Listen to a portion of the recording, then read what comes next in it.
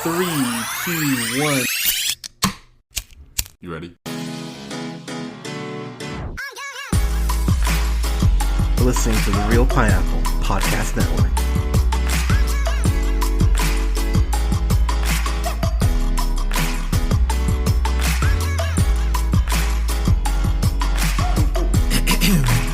Good evening, everybody. Thank you so much for listening. This is the Real Pineapple. This is your humble host, Hunter here.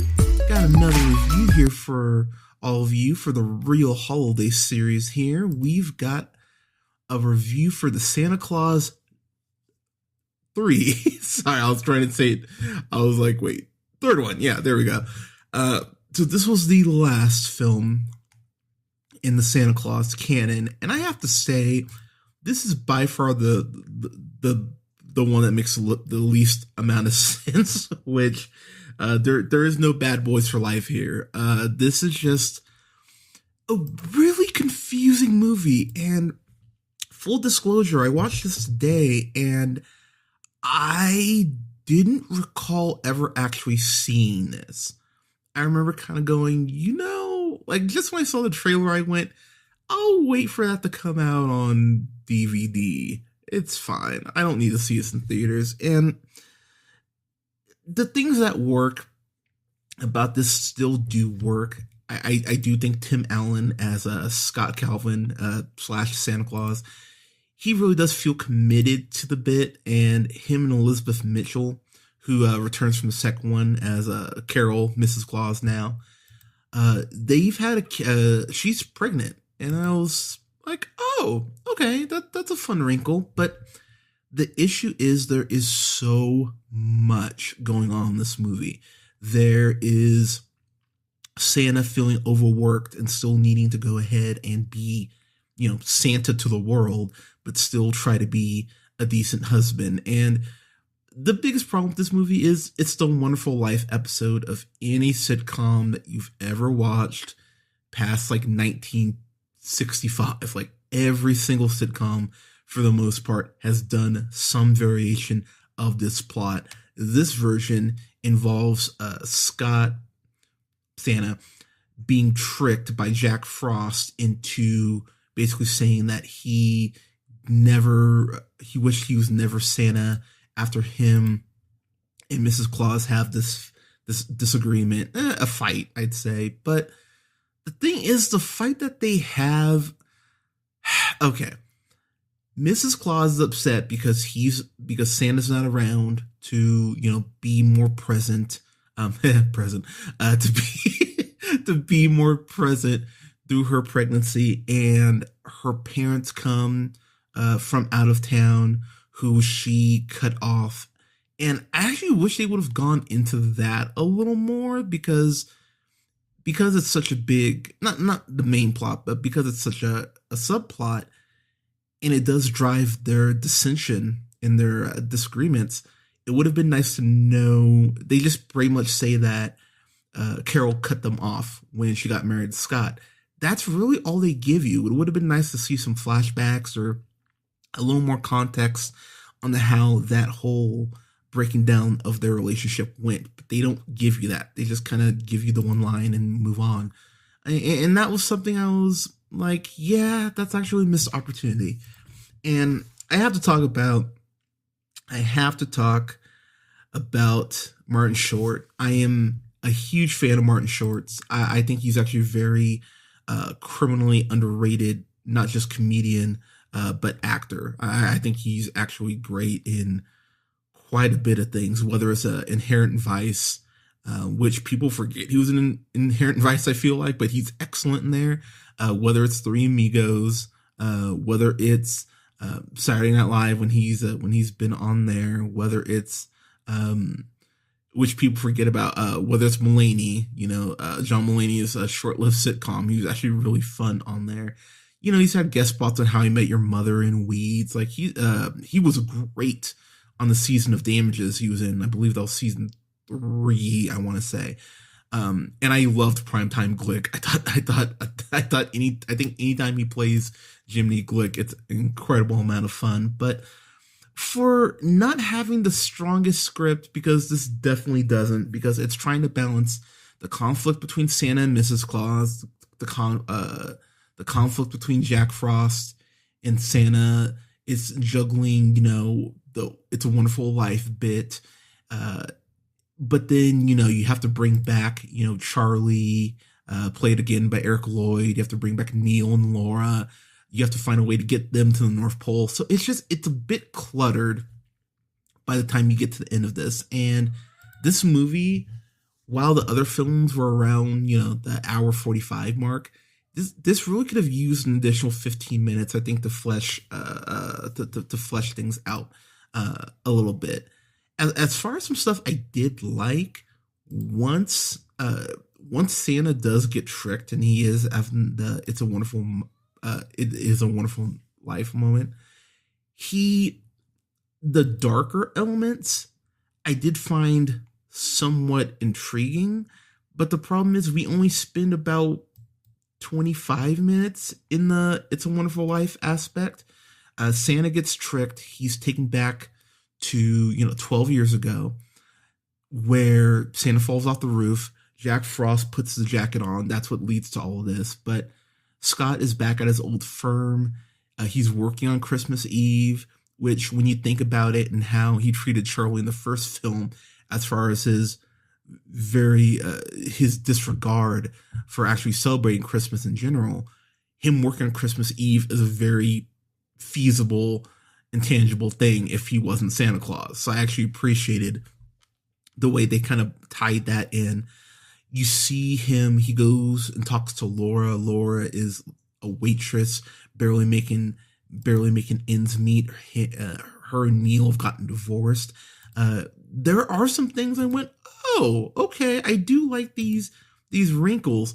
The thing that made me laugh, and I mean laugh hard, and it's probably the strongest bit of the movie itself, is that Scott goes back to the North Pole, and Jack Frost has just turned everything into this big. He's turned the North Pole into a theme park. He has the elves handing out like gifts and selling things and offering, like, oh, if you pay this much, you won't be on the naughty list, you'll be on the good list. Like, Jack Frost has just completely fucked everything up, and I love that. I was really sitting there watching, going, okay, these are some interesting wrinkles that I actually do appreciate, that are different, that are, sorry, you might be hearing my cat randomly scratching at things, but I really like those different wrinkles that they threw in, and it leads to a Martin Short musical number, which I'm never mad at. But the biggest issue with this movie is that the way that Jack Frost kind of gets sets this whole plan in motion is that he manipulates Spencer Breslin's Curtis, who is head elf number 1 now. I'm assuming because the guy who played Bernard might have been a little older than they would have liked for him to be playing Bernard again. And I wish they would have acknowledged what happened with Bernard. Like, it would have been cool if they just mentioned he retired or something, because considering how important of a character he was in the first 2 films, it was just kind of like, oh, here's gonna just go, well, he's not head elf anymore. That's kind of dumb. But they have this whole thing where they have to trick Carol's parents because they don't know he's Santa Claus, which I feel like you would just at a point go, all right, we're not telling everyone, but we almost need to tell your parents about this. But they come up with this elaborate plan to go ahead and have Scott visit them with Sandman, played again by Michael Dorn. So Sandman makes them pass out, and then they, take the sleigh.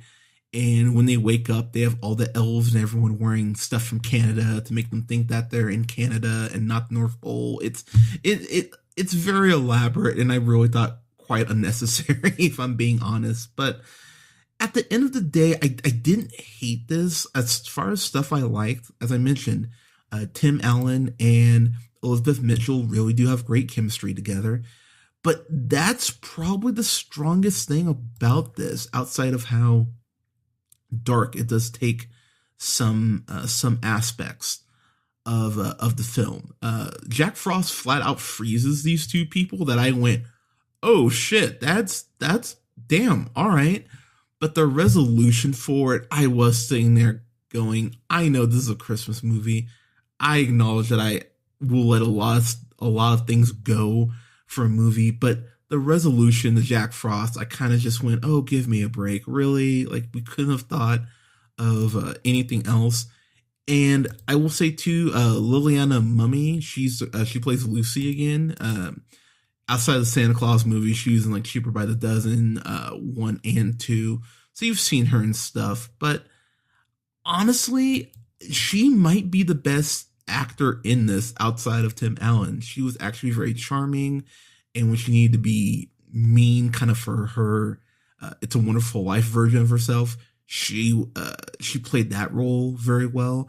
And she comes across with the nervousness of a kid who is in this insanely delicate situation that they're in way over their head. I really appreciate that. But for me, the biggest problem is how Jack Frost manipulates people. It just, there is just a point I would feel like you would go, huh, this guy's a con man. And when things kind of start breaking down, I mean, he's freezing things to kind of fuck with the workshop and stuff. No one would see, ice or anything and put 2 and 2 together. Like there are just these little leaps in logic that really do add up to a much bigger issue by the time you get to the end of the film, that I just went, I don't love that. And I kind of hate how the movie's just kind of going like, well, this is how it is. So while this is by no means like this was never torturous or anything, but I was watching this going, this is kind of nuts, and I can't believe this exists, and that there wasn't a rewrite done on multiple parts on the script, because it really should have been. But as I get to my final thoughts here, I think it's just to kind of see how things wrap up. I guess I would watch it. It is on Disney Plus, so again, you're not having to pay to rent this, but at the same time, I really did think that this is a step down from the second one, which is actually my favorite one, as I mentioned in that review. But this is by no means torturous. It's just okay. So I'd give this a solid, I'd give this a C+. Like, I don't think I was never tortured. There were just these points I was watching it, rolling my eyes, which I really didn't do through the first two. So yeah, C+. If you want to see how it wraps up, I would definitely recommend. But everyone, what is your favorite movie out of the 3? For me, like I said, I think it's the second one, but let us know what you thought in the comments below. You can go ahead and like both of our pages on Facebook. You can like The Real Pineapple, and you can like us at our gaming page at Real Pineapple Games. You can follow yours truly on the Twitter at JHunterRealPineapple. You can follow Scott on Twitter at Nairman1. And don't forget to like, rate, share, and subscribe. You can find us on SoundCloud, Apple and Google Podcasts, Podbean, Stitcher, and iHeartRadio, TuneUp, Amazon Music, and Spotify at The Real Pineapple. Thank you so much for listening. We'll have more reviews coming up here soon for the Real Holiday Series, as well as review live on Christmas Day for Soul, as well as for Wonder Woman 1984. Everyone, please stay safe out there. Wear a mask. Take care of each other. And we will talk to you soon. Take care.